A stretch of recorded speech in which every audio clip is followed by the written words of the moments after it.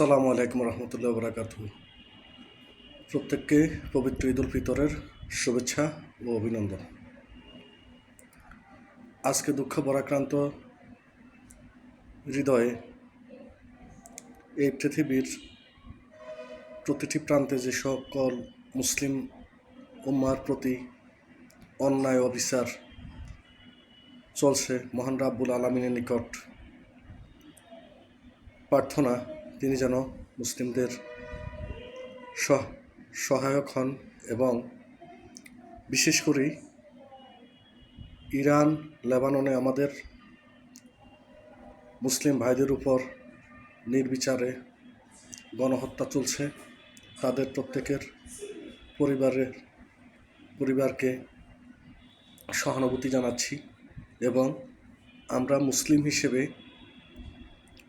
ইরানের পাশে থেকে মহান রাব্বুল আলামিনের নিকট দোয়া করছি, মহান রাব্বুল আলামিন যেন তাদেরকে হেফাজত করে। আজকে একটি কথা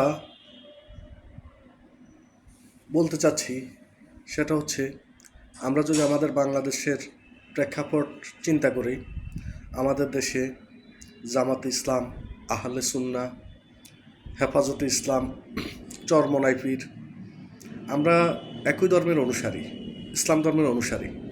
অথচ আমাদের এই ছোট্ট একটা দেশ বাংলাদেশ, সেখানে আমাদের মতের অনেক পার্থক্য রয়েছে। কেউ জামাত ইসলামকে পছন্দ করে, তাদের মতাদর্শে পরিচালিত হয়। কেউ আহলে সুন্নাহকে পছন্দ করে, তাদের মতাদর্শে পরিচালিত হয়। কেউ হেফাজত ইসলামকে পছন্দ করে। বিশেষ করে এখানে আমাদের বেসিক যে জায়গাটা, সেই জায়গাটা হচ্ছে আমরা প্রত্যেকেই কিন্তু কোরআন এবং সুন্নাহ, হজরত মুহাম্মদ সাল্লাল্লাহু আলাইহি সাল্লামের হাদিস, এই দুইটাকে প্রত্যেকটা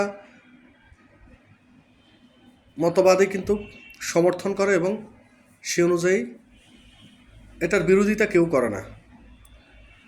যে সমস্যাটা আছে আমাদের মুসলমানদের মধ্যে, সেটা হচ্ছে হয়তো আকীদাগত কিছু সমস্যা আছে, মত পার্থক্য আছে।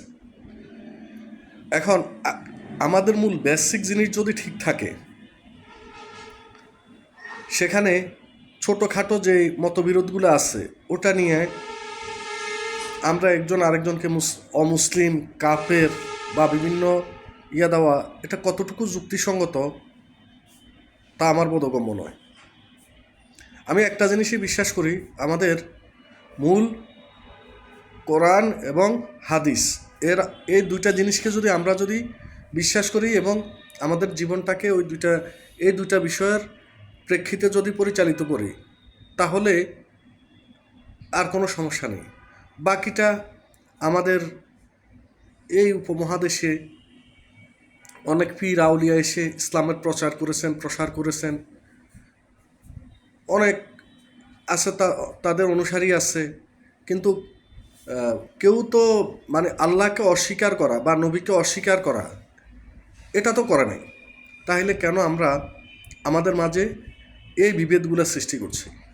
আজকে দেখেন, ইরান একটি মুসলিম কান্ট্রি, কিন্তু আমাকে কেউ বলতে পারবেন আমাদের কোরআন এবং হাদিসে শিয়া এবং সুন্নি, বা আমি যে আহলে হাদিস বা বিভিন্ন যে ইয়াগুলো আছে, এগুলো আমাদের কোরআন এবং হাদিসের কোনো জায়গাতে আছে? আমাদের মূল পরিচয়টা হচ্ছে আমরা মুসলিম। তাহলে আমরা কেন নিজেদেরকে বিভিন্ন ভাগে বিভক্ত করে আজকে আমরা আমাদের মুসলিম উম্মাকে একটি বিপজ্জনক পর্যায়ে পৌঁছে নিচ্ছি? আজকে আমার একটা কথা আমি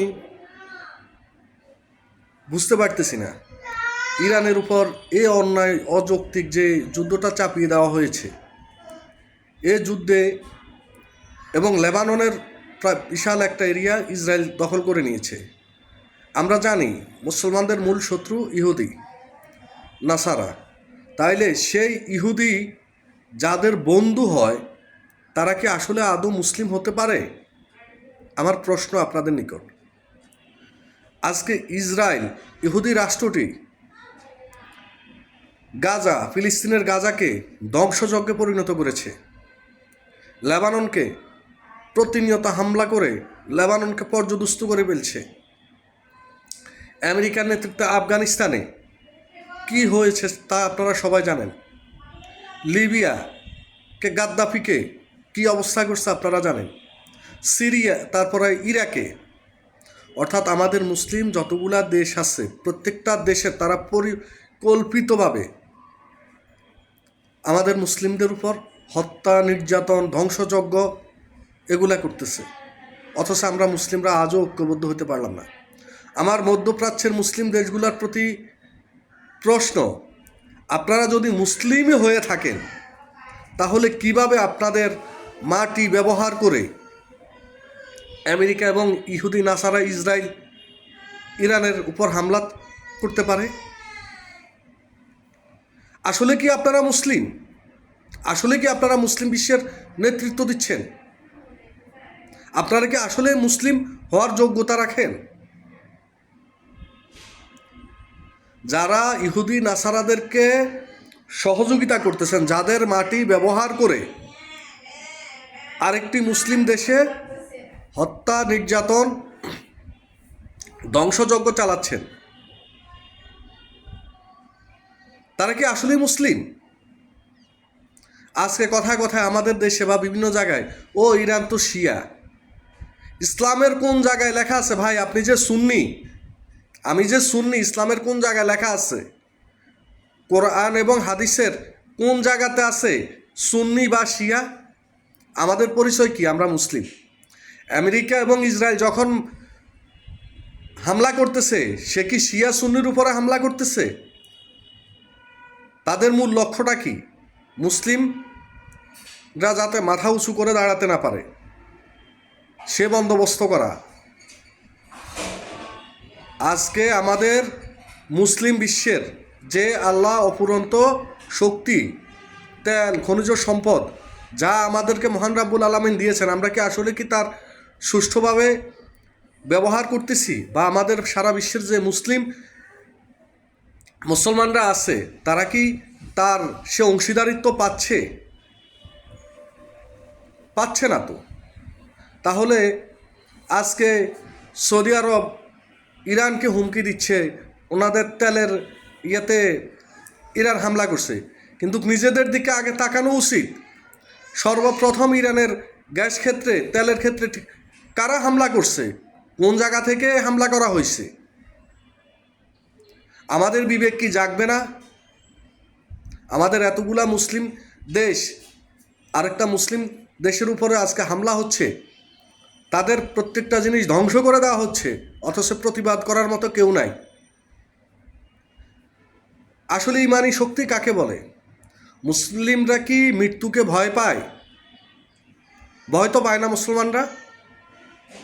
যারা প্রকৃত মুসলিম তারা একমাত্র ভয় করে মহান রাব্বুল আলামিন, মহান স্রষ্টাকে। পৃথিবীর দুনিয়াবি কোনো জিনিসকে তো তারা ভয় পাওয়ার কথা না। আজকে আমরা কি দেখতেছি? একমাত্র দেশ ইরান, তারা মৃত্যুর ভয় পায় না, তারা একমাত্র মহান আল্লাহ রাব্বুল আলামিনকে ভয় পাচ্ছেন। তারা তাদের জীবন উৎসর্গ করতেছেন।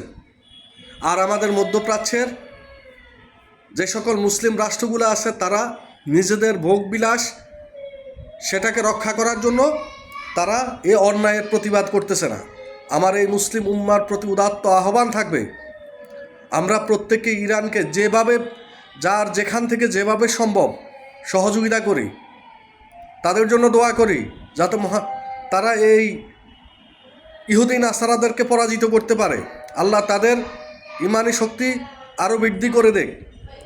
মহান রাব্বুল আলামিনের নিকট প্রার্থনা, ইরানকে তুমি মহান রাব্বুল আলামিনের নিকট প্রার্থনা, ইরানকে রক্ষা করো হে রাব্বুল আলামিন। সকলকে ধন্যবাদ। আসসালামু আলাইকুম রহমতুল্লাহ বারাকাতুহু।